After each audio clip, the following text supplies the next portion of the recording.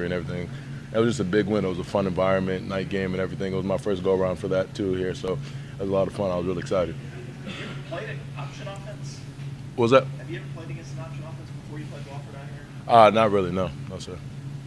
It's early on in preparation, but maybe early thoughts on just comparisons to Wofford. I know the athleticism is a whole different ballgame, but just how much has it helped to have seen this about 5 weeks? I mean, it's going to help because I have a better understanding of what to do against the triple option, like what's the primary roles of the defensive players and like kind of how to take it on. But it's going to be a lot different, you know, with Georgia Tech and everything. They run it differently than anybody, and they run it very effectively. So, is there one toughest aspect for you in facing Wofford's version of it?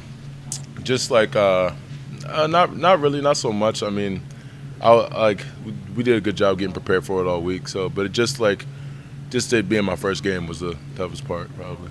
Yeah. This is the first week I think you've been listed as co-starter at defensive tackle. Does that mean anything to you? Or? I mean, no, not really. My job's still the same. I mean, I still got to do the same things out there. Still got to produce the same way and everything.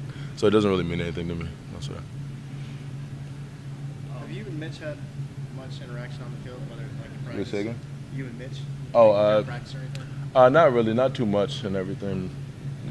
I didn't know if maybe you could like have some experience like going up against someone like one-on-ones or anything. Oh no, but I mean, if they'd like to put me at in a little bit, that'd be fun. You're a guy who's gotten to play right away. Look at a guy like Kevin Dodd who had to kind of wait his turn and kind of mature and grow a little bit. Do you respect a guy who stuck with it and worked hard and developed? I got a lot of respect for Kevin Dodd. I mean, he's like someone I look up to a lot. I mean, I can learn a lot from him, even though our situations were a little different. I mean, he just stuck with it and got better over time. And just to have that much focus to stay here for 3-4 years and not see any results of your effort and what you're putting into it, and then you finally getting this opportunity and making the most of it. That's just real commendable. Like, I have a lot of respect for him for that. Do you ever think about what that might be like, since you are a guy that's been talented enough to just jump right into the fray? I mean, yeah. I mean, because it happens to a lot of people, you know. But just for someone like Kevin, I have a lot of respect for it. Yeah. Have you played in rain like that before?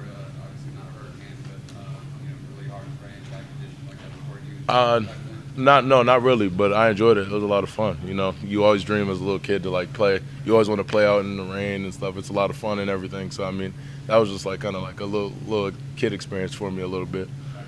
Yeah, exactly. Were you on the field for the 2-point conversion? Yeah, I was. I thought so, and then I saw you celebrate. Kind of walk me through that and what it felt like. There's so much joy that you could see with you, what that was like. I mean, just it was just such a big stop, and you knew the game was essentially over at that point. I mean, it was just, I'm sure that the fans and everybody watching, it was deflating, but I knew we just needed one more stop and everything. So, I knew we could do it. I had 100% faith in the team, and we came up with the big stop, and I was just really excited. You know, it was a real great moment with my teammates and everything, just to run around on the field a little bit after we made that great stop. Talk about the team's mentality. First 3 quarters, you guys pretty much owned that offensive front. That running back couldn't get out of the backfield. They couldn't get anything in over a 4-yard screen pass out there. The fourth quarter, things changed a little bit. They got a little bit urgent, started throwing things, have urgency out there at you. What's the mindset of you guys going into that fourth quarter when things started to turn the other way? I mean, if we just we just knew if we stuck with the plan, then it would eventually work. I mean, we just made a bunch of mental mistakes, which are easily fixable. Yeah, I mean, we just guys just weren't where they were supposed to be and things like that. So I mean, looking at the film, we could definitely get better going into this week and getting prepared for other weeks. Not being in place to being mentally tired. I don't think it was that was really a factor. I just felt like we just weren't doing what we were supposed to really. I mean, we do Coach Batson and all those guys down there do a good job of getting us in shape and everything. I mean, so I don't think it was the physical fatigue or anything like that that was really hurting us or anything like that. How familiar were you with Georgia Tech and their offense before you got here? I mean, not really familiar. I mean, they run really like an offense I've never really seen. I mean, it's a little different it's very different than what I'm used to. I mean, I didn't really get any type of look against the triple option until Wofford, and that was different for me too. And Georgia Tech runs it like no one else. You know, I mean, they have a different. They do it way different than anyone. What makes it different? Just I mean, just like their whole speed and athleticism, and I don't know, they just run it effectively, and they just got better. Like they just got different athletes out there, really. So, What's the hardest part about defending that kind of cut blocks. You got to be prepared for the cut block. So you got to prepare. You got to prepare differently this week because you want to play fast and you want to play physical, but you also got to be ready, like mentally and like be ready for the cut blocks. Really.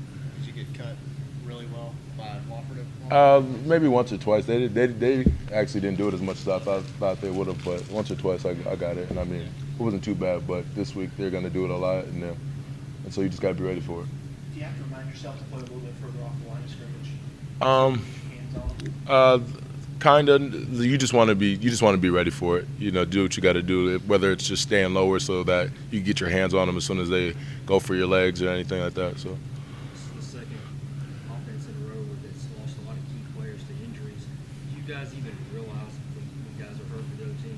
I mean, no, not really. You don't really focus on that. You just really focus on the job you have to do and the task at hand for the week, and you prepare you just prepare as if they had everyone that they're supposed to. So.